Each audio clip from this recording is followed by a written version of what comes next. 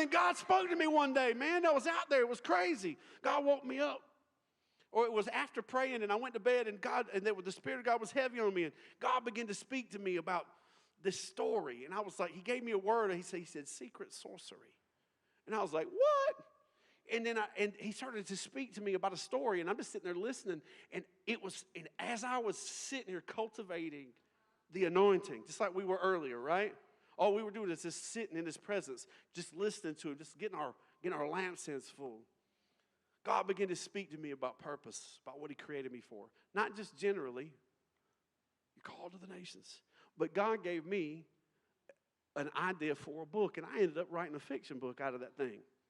Now, he gave me a story, and it was 3 pages. I was just writing when he gave it, right? And I couldn't even spell, so it didn't really matter. I'm just writing chicken scratch. So I went and talked to a guy who's an English teacher. And I said, look, I got this story, and it's kind of weird because it starts from the end, from the beginning, and it goes back to the end.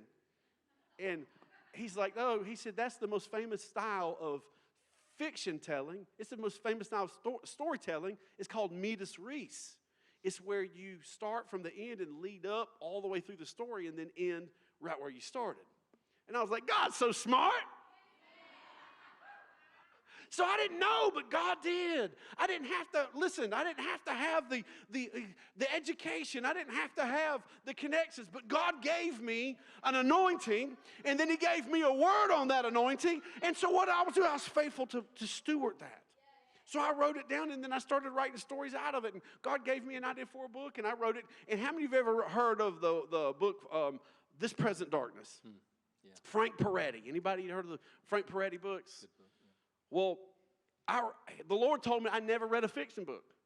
So then after, he says, go to Shepherd Shop when it was here. And I went to there, and he said, buy this book. So I read this book, This Present Darkness, and it freaked me out because it was just like what I had been coming out of the occult. You'd see spirits and things. I was like, I'm not crazy. Frank Peretti knows. Because he couldn't make this up, because this is real. So I read it, and I was like, yeah. And so I started to write the story like the same style that Frank Peretti wrote. I actually got a chance to meet Frank Peretti one time, and it was really cool.